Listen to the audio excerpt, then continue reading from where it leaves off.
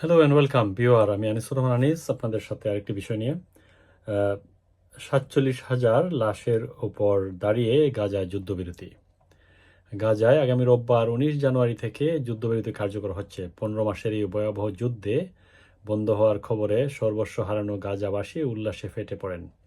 যুদ্ধে অবরুদ্ধ উপত্যকাটির প্রায় প্রতিটি পরিবারের এক বা একাধিক সদস্য প্রাণ হারিয়েছেন। অনেক পরিবার নির্বংশ হয়েছে। ইসরায়েলি হামলায় গাজায় ঘরবাড়ি, স্কুল, হাসপাতাল এবং রাস্তাঘাট সহ নানা অবকাঠামো যে পরিমাণ ক্ষয়ক্ষতি হয়েছে তা কাটিয়ে উঠতে দীর্ঘ সময় লাগবে বলে বিশেষজ্ঞরা মনে করছেন। আমরা যদি একটু দেখে নেই যে গত 15 মাসের গাজার যুদ্ধে মোট নিহত হয়েছেন 46,760 জন। আর গাজায় নিহত শিশুর সংখ্যা 13,319 জন। গাজায় ধ্বংসস্তূপের নিচে চাপা পড়েছেন বলে ধারণা করা হচ্ছে এমন মানুষ প্রায় 11,000।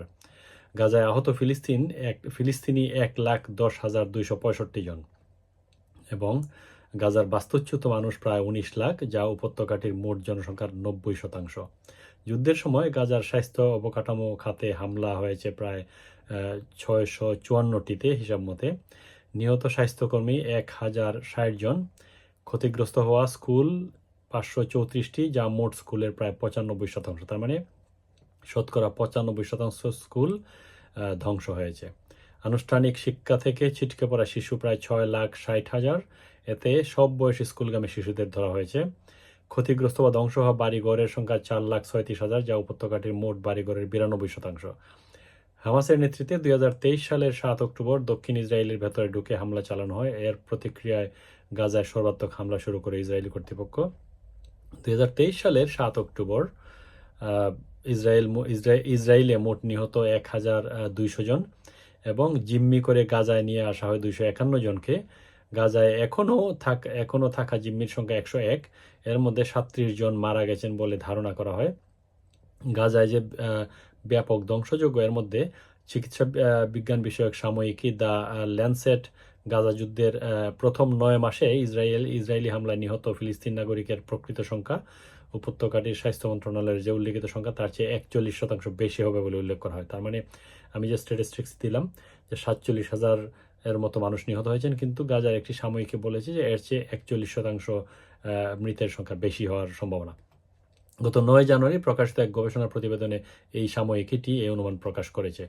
ইসরায়েল ও হামাসের মধ্যে গতকাল বুধবার সন্ধ্যায় ঘোষিত যুদ্ধবিরতিতে মূল মধ্যস্থতাকারী হিসেবে ভূমিকা রেখেছে যুক্তরাষ্ট্র, কাতার ও মিশর। কাতারের প্রধানমন্ত্রী শেখ মোহাম্মদ বিন আব্দুল রহমান বিন জসিম আল থানি ও যুক্তরাষ্ট্রের প্রেসিডেন্ট জো বাইডেন আলাদা বিবৃতিতে যুদ্ধবিরতির কথা নিশ্চিত করেছেন। যুক্তরাষ্ট্রের নবনির্বাচিত প্রেসিডেন্ট ডোনাল্ড ট্রাম্পও সামাজিক যোগাযোগ মাধ্যমে যুদ্ধবিরতির কথা জানিয়েছেন। আগামী রোববার থেকে শুরু হতে যাওয়া যুদ্ধবিরতি কয়েক ধাপে কার্যকর করা হবে।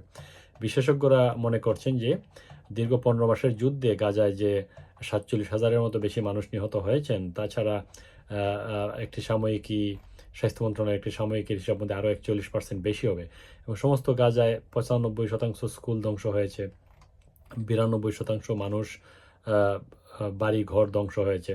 তার মানে সমস্ত গাজা ধ্বংসস্তূপে পরিণত হয়েছে। এই যুদ্ধবিরতির পরে আবারও এই ক্ষত কাটিয়ে উঠতে কত বছর সময় লাগবে সেই শঙ্কা নিয়ে ভাবছেন বিশেষজ্ঞরা। আসলে দীর্ঘ 15 মাস পরে অর্ধলক্ষ মানুষের হত্যাকাণ্ডের পর এবং হাজার হাজার বাড়িঘর ধ্বংসের পর এই যুদ্ধবিরতি কতটুকু শান্তি বয়ে আনবে গাজা এবং ইসরায়েলের জনগণের মধ্যে, সেটাই আসলে চিন্তার বিষয়। ভিউয়ার, যদি আমার ভিডিওটি আপনাদের ভালো লাগে আমার ইউটিউব চ্যানেলটি সাবস্ক্রাইব করবে, কৃতজ্ঞ রাখবেন। ধন্যবাদ আপনাদের সবাইকে।